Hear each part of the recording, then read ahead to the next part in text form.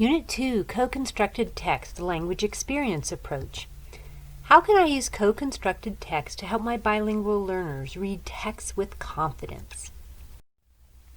Co-constructed texts are written when teachers and students or students work with each other to create a text. There are many variations. The format that we will focus on is called the Language Experience Approach, or LEA. The main goal is to promote reading and writing through the use of personal experiences and oral language.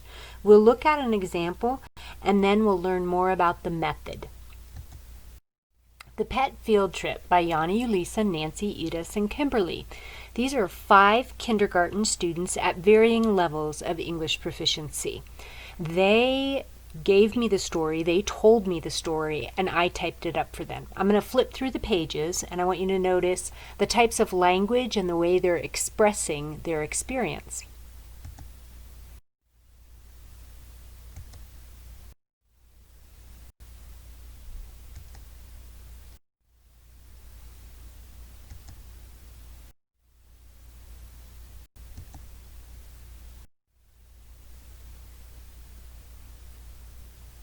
This was their favorite page, as you can imagine.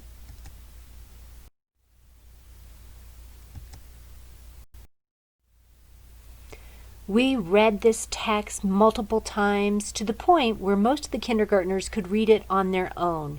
This is a pretty high-level text for kindergartners to be able to read on their own. That's one of the powerful points of LEA. These are the steps. Number 1, the class or student has an experience connected to the curriculum. It's important that you're building your LEA from the curriculum. It is not something extra. And really, it needs to be an experience, not just reading a book. It's actually going out and doing something. Students then recount the experience, and the teacher writes down the story using the student's language. This step is very important for bilingual learners. Then you read the story often to the point where students begin to read the text on their own. All throughout, there's many extension activities that go with the LEAs. Why is this so powerful for bilingual learners? It uses the student's own vocabulary, language patterns, and experience to create readable text. That is powerful. In a typical LEA, the discussion about what to write is key. This is where the students are developing their ideas and the language to express those ideas. This part is especially important for bilingual learners. As the teacher, you're going to need to give varying levels of support during the conversation piece, depending on the English proficiency level. Beginning English level learners will need a lot of support. Intermediate, not so much. And advanced, perhaps just a little bit.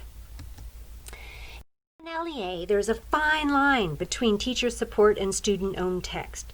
Teachers may expand the language of the students as they create the text, but the language must remain close to the student's current level, so that they will have close to a 100% readable text. For example, an overly ambitious teacher could make the text unreadable for the students. Finally, our pet tour concluded in Mrs. Marino's class, where she is proprietor of an amazing fire-bellied toad. The kindergartners in my class could not read that sentence, or I would guess they would not be able to read that sentence. LEA also works with older learners, especially those who are struggling to read in English. One of the biggest advantages of LEA for older learners is it allows them to escape the humiliation of reading books that are at a lower cognitive level than their reading level. This chimp book is the example.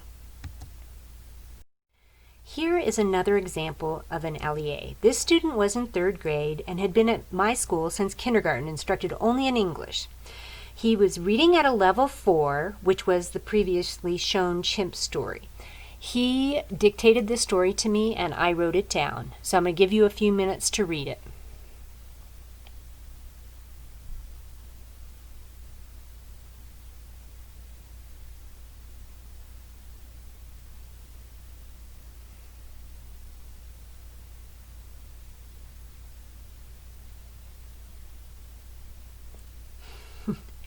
So you see how so much language came out of this student when he was writing about something that was close to his life.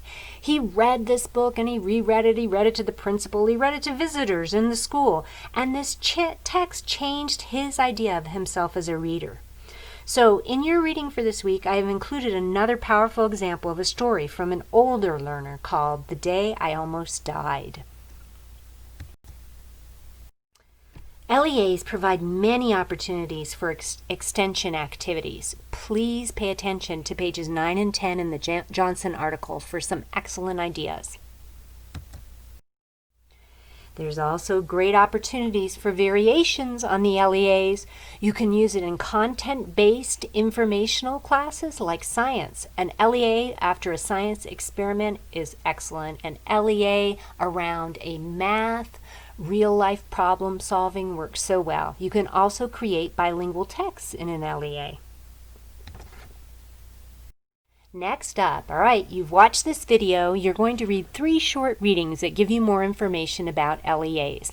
Lastly, you're going to look at a list of student look-fors. These are the language and literacy behaviors that we're targeting with the LEAs.